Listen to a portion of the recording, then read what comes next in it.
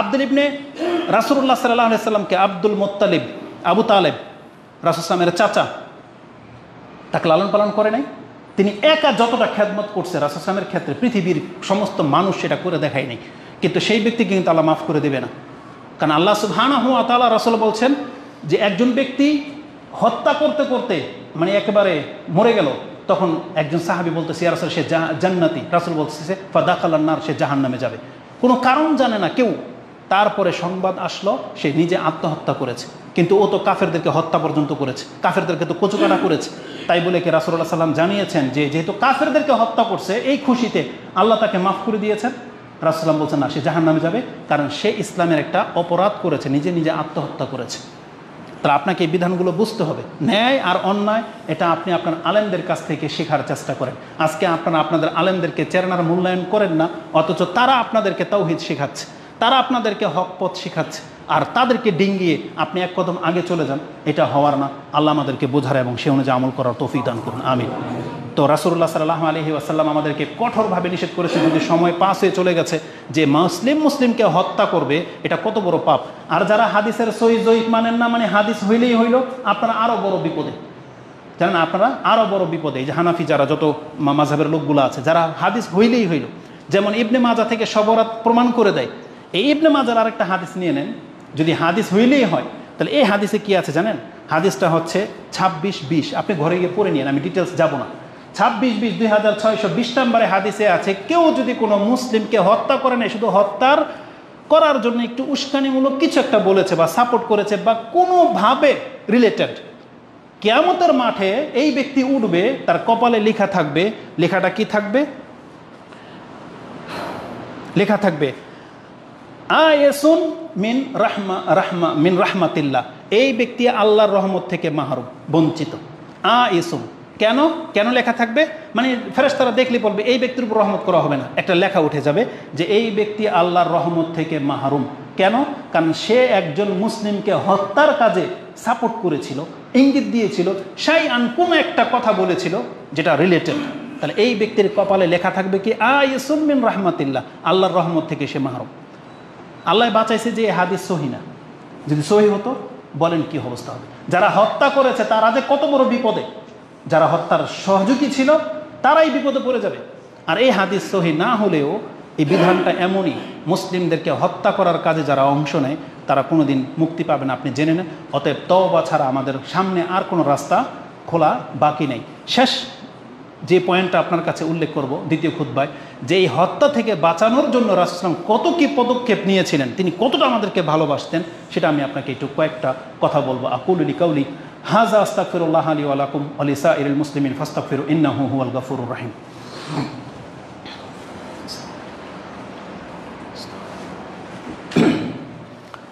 আলহামদুলিল্লাহ ওয়াসসালাতু ওয়াসসালামু আলা রাসূলিল্লাহ, আম্মা বাদ। রাসূলুল্লাহ সাল্লাল্লাহু আলাইহি ওয়াসাল্লাম তিনি চেয়েছিলেন কোনোভাবে যেন কোনো মুসলিম হত্যা না হয়, আর এর জন্য রাসূল সাল্লাল্লাহু আলাইহি ওয়াসাল্লাম কঠোর ভূমিকা রেখেছিলেন, কঠোর ভূমিকা। তিনি কতভাবে আমাদেরকে বুঝিয়েছেন শোনেন রাসূল সাল্লাল্লাহু আলাইহি ওয়াসাল্লাম কী বলেছেন। সাফওয়ান তিনি বলেন, হাল সামিআতু মিন রাসূলিল্লাহি সাল্লাল্লাহু আলাইহি ওয়াসাল্লাম শাই, তাকে জিজ্ঞাসা করা হয়েছে রাসূল সাল্লাল্লাহু আলাইহি ওয়াসাল্লামের কাছ থেকে কি আপনি কিছু শুনেছেন? বলছে কালা নাম। সামিআতু ইয়াকুল মান ইসতাতা আল্লাহ ইউহালা বাইনাহু ওয়া বাইনাল জান্নাতি বিমিলই কাফিহি মিন দামিন আহারাকাহু ফালিয়াফাল।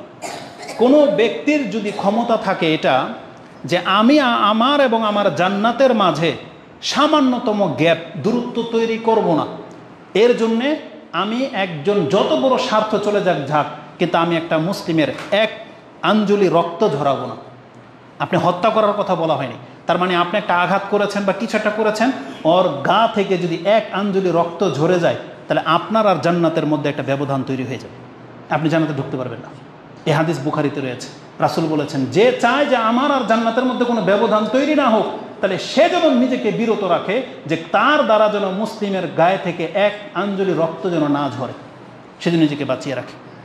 রাসূলুল্লাহ সাল্লাল্লাহু আলাইহি ওয়াসাল্লামের মুসলিমের প্রথম হাদিস যেটা বলেছিলাম, যখন দুইজন মুসলিম একে অপরের সাথে লড়াইয়ের মুখোমুখি হয়, রাসূল বলেছেন ইজা মুসলিমানে হামালা আহাদুহুম আলা আখিহি সিলাহ, যখন দুইজন মুসলিম মুখোমুখি হয় আর একজন আরেকজনের উপরে তার অস্ত্রকে তাক করে, যখন অস্ত্র রেডি করেছে, বের করলো, ইটা হল, গুলি বলেন, বল্লম, জুত্তা, যেটাই বলেন না কেন, তরোয়াল, তীর, যাকে দিয়ে আপনি আঘাত করার জন্য প্রস্তুত যদি বের করেন, রাসূল বলেছেন ফাহুমা আলা হুফরাতিন, ফাহুয়া আলা হুফরাতিন আছে, আরেকটা শব্দ হলো ফাহুয়া আলা জোরফি জাহান্নাম, তারা দুইজনেই জাহান্নামের যে গর্ত আছে গর্তের উপরে গিয়ে দাঁড়ালো।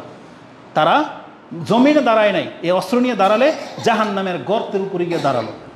যদি ফাইজা কাতালা আহাদুহুমা, একজন যদি হত্যা হয়ে যায়, দাখালা জামিয়ান, দুইজনে জাহান্নামে চলে যাবে। যে মারছে সেও জাহান্নামে যাবে, যে মরল সেও জাহান্নামে যাবে। বুখারী মুসলিমের হাদিসের মধ্যে যে কথাটা আছে, হাজা কাতিলুন ফামা বালুল মাকতুল ইয়া রাসূলুল্লাহ, এটা তো হত্যা হয়ে গেছে, বুঝলাম নাকি ও মানে খুনি জাহান্নামে যাবে, কিন্তু যে মরে গেল ও কেন জাহান্নামে যাবে? রাসূল বলছেন ইন্নাহু কানা হিরসুন আলা কাতলি সাহিবিহি, কারণ সেও তার সঙ্গীকে মারার জন্য প্রচেষ্টা চালিয়েছিল, কিন্তু সে পারে নাই, মরে গেছে। সে লড়ালড়ি করে পারে নাই, মরে গেছে, এই জন্য সে জাহান্নামে যাবে। কিন্তু সে যদি তার ভাই হাবিলের মতো কথা বলতো যে তুমি আমাকে মারতে আসতো, আমি তোমাকে মারবো না, এখন যদি এই ব্যক্তি তাকে তারপরও মেরে দিত, তাহলে এর জীবনের যত পাপ আছে আর তার পাপ, এই দুই পাপ গিয়ে খুনির ঘাড়ে পড়তো। আর আল্লাহ হত্যাকৃত ব্যক্তিকে, মানে যে ব্যক্তি হত্যা হয়েছে, সে মরে গেছে, তাকে আল্লাহ সুবহানাহু ওয়া তাআলা শহীদের মর্যাদা দিতেন বা ক্ষমা করে দিতেন। কিন্তু যেই ব্যক্তি অ্যাকশনে যাবে, অস্ত্র ধরবে, ঢিল ছুটছেন, আপনি সেই মর্যাদা পাবেন না, বরং আপনি কাল কিয়ামতের মাঠে ফেসে যেতে পারেন, যেটাই কোরআন হাদিসের বর্ণনাগুলোতে রয়েছে। রাসূলুল্লাহ সাল্লাল্লাহু আলাইহি ওয়াসাল্লাম বলেছেন আমাদেরকে বাঁচানোর জন্য, দেখেন একটা হাদিস ছেড়ে দিলাম, একটা হাদিস শুধু আমি আপনার কাছে কোট করি। রাসূল বলছেন লা ইউশিরু আহাদুকুম আলা আখিহি বিসসিলাহ, কোনো ব্যক্তি যেন তার মুসলিম ভাইয়ের দিকে অস্ত্রকে তাক না করে, তরোয়াল হাতে নিয়ে বা একটা অস্ত্র অথবা ওই যে শ্যুট করার জন্য বন্দুক রেডি করছেন, রাসূল বলছেন কোনো মুসলিমের দিকে যেন তাক না করে। কত ভদ্রভাবে রাসূল কথাটাকে বুঝিয়েছেন যে আপনার ইচ্ছা নাই ওকে হত্যা করার, কিন্তু আপনাকে হুমকি দিয়েছেন, শুধু তাক করেছেন। রাসূল কি বলেন জানেন? হতে পারে ফাইন্নাহু লা ইয়াদরি, তুমি জানো না, সে জানে না, লা আল্লাহ শায়তান ইয়ানজিউ ফি ইয়াদিহি, শয়তান তার হাতে ধাক্কা দিয়ে দিতে পারে। আল্লাহ কথাটাকে শয়তানের দিকে নিয়েছেন রাসূল সাল্লাল্লাহু আলাইহি ওয়াসাল্লাম, যে তোমার কোনো দোষ নাই, তুমি জাস্ট ইশারা করেছিলা, শয়তান পেছন দিকতে হয়তো টিকারটাকে টিপ দিয়ে দিয়েছে, ধাক্কা দিয়ে দিয়েছে। অনেক সময় হয় না এরকম? আপনি তখন কি বলেন ধরা পড়লে? আমার ইচ্ছা ছিল না ওকে মারার, ভারী লেগে গেছে কেমনে যেন, আমি ওকে মারতে চাইনি, বলেন কি না? এই কথাটি রাসূল সাল্লাল্লাহু আলাইহি ওয়াসাল্লাম বলেছেন। কারণ তুমি ওকে মারো নাই, কিন্তু তোমার অপরাধটা কি ছিল? তুমি অস্ত্রটাকে খুলে ওর দিকে ধরলা কেন? লা আল্লাহ শয়তান, রাসূল বলেছেন শয়তান হতে পারে তোমার হাতে ধাক্কা লাগিয়ে দিবে, আর লেগে গেলে কি হবে? ইয়াদিহি ফায়াকাউ ফি জুরুফি মিন জাহান্নাম, এই ঘটনার কারণে তুমি জাহান্নামের একেবারে গভীরে চলে যাবে। অতএব রাসূলুল্লাহ সাল্লাল্লাহু আলাইহি ওয়াসাল্লাম আমাদেরকে বিভিন্নভাবে বুঝিয়েছেন যে দেখেন কোনোভাবে যেন একজন মুসলিমের দ্বারা একজন মুসলিম হত্যা না হয়। ওই হাদিসগুলো আপনাকে ছেড়ে দিলাম। এই হাদিসটা হচ্ছে বুখারীতে 7072 নম্বরে রয়েছে, এবং এই রিলেটেড হাদিস একটা আছে 1398, তিরমিজিতে এই হাদিসটা পড়বেন। রাসূল বলেছেন আল্লাহ যেটা মনে করেন, কি আছে এই হাদিসটা ইম্পর্টেন্ট, কালা লাউ আন্না আহলাস সামাই ওয়াল আরদ, আকাশ এবং জমিনের সবাই যদি একত্র হয়ে কোনো একজন মুসলিমকে যদি হত্যা করে, ইয়াশতারিকু ফি দামি মুমিন, একজন মুমিনকে মারার জন্য সবাই অংশ নিয়েছে। কারা? পুরো পৃথিবীবাসী, পুরো আকাশবাসী সবাই যদি একজন মুসলিমকে হত্যা করার শামিল হয়, মুসলিম লা আকুব্বাহুম হুল্লাহু আকুব্বাহুমুল্লাহু ফিন্নার, আল্লাহ সমস্ত সৃষ্টিটাকে জাহান্নামে ফেলে দিবেন শুধু একজন মুসলিমের রক্তের বদলা নেওয়ার জন্য।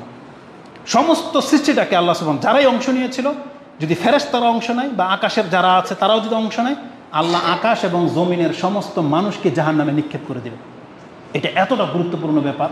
অতএব আমরা কখনোই আপনাকে বলবো না যে আপনি আপনার মানে হকের জন্য লড়াই করেন আর মুসলিম হয়ে মুসলিমদেরকে হত্যা করবেন।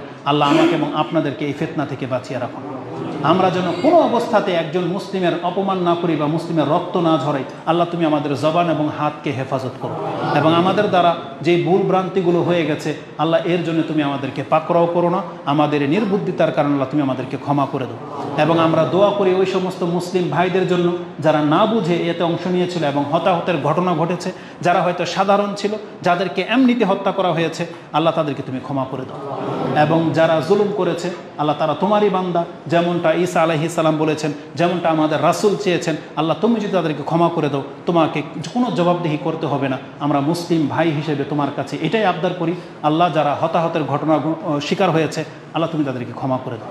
এবং বাংলার জমিনে আল্লাহ তোমার কৌশলে হচ্ছে সবচেয়ে উত্তম কৌশল, যেটা আমরা পারিনি, যেটা কিছু যুবকদেরকে দিয়ে আল্লাহ তুমি ঘটিয়ে দিয়েছ, যেটা আমাদের একান্ত মনের কামনা বাসনা ছিল যে নারী নেতৃত্ব বাংলার জমিন থেকে উৎখাত হয়ে যাক এবং শ্রদ্ধা সম্মানের নামে যেভাবে মূর্তিগুলো গড়ে উঠতেছিল সেগুলো নিপাত যাক। আলহামদুলিল্লাহ সেটা হয়েছে। আমাদের চাওয়া বা আমাদের পাওয়া হতে পারে আল্লাহ সুবহানাহু ওয়া তাআলা আমাদের এই ডাককে কবুল করেছেন বা এই বড় দায়িত্ব থেকে আল্লাহ আমাদেরকে অব্যাহতি দিয়েছেন, আল্লাহ নিজেই সেই কাজটা ঘটিয়েছেন। এর জন্য আমরা আল্লাহর শুকরিয়া আদায় করি, আমরা বলি আলহামদুলিল্লাহ। এবং আমরা চেষ্টা করব ভবিষ্যতে যেন বিশৃঙ্খলা না হয়। এখন এই পরিস্থিতিতে এই জাতি আমাদের কথা শুনুক বা না শুনুক, তারা বলতেছে হুজুররা নাকি কিচ্ছু বিলি করেনি। আমরা আপনাদেরকে শুধরানোর জন্য আমাদের এই টিম আহলে হাদিস সালাফিয়ার মানহাজের টিম নাকি কিছুই করতেছে না দুনিয়ার ভূমিকায়, তারা বিলি কিছুই করে না শুধু বক্তব্য ছাড়া। অথচ আপনাদেরকে আমরা বলবো তারা যেটা বলছে, কিন্তু আপনারা এমন হয়ে যান আপনার দ্বারা মুসলিমের একটা সম্পদ, দেশের কোনো একটা কাটাও নষ্ট হবে না। আপনি এটা আল্লাহর সাথে ওয়াদা করেন যে আল্লাহ আমি এমন মুসলিম যে আমার যত বড় স্বার্থ ক্ষুণ্ণ হোক না কেন, আমি আমার দ্বারা এই রাষ্ট্রের মুসলিমদের কোনো একটা সম্পদ আমার দ্বারা নষ্ট হবে না। এটা ওয়াদা আপনাকে আল্লাহর সাথে করতে হবে। চাই ক্ষমতায় যারা থাকুক তাতে আমাদের কোনো মাথা ব্যথা নাই। আমাদের মূল কাজ হচ্ছে ইসলাম নিয়ে, আল্লাহ সুবহানাহু ওয়া তাআলার অধিকার হক নিয়ে এটা আমরা মাঠে নেমেছি, কাজ করে যাব। তবে যারা আসলে আমাদের মানহাজের ক্ষতি হবে আল্লাহ তাদের কাছ থেকে আমরা তোমার কাছে আশ্রয় চাচ্ছি।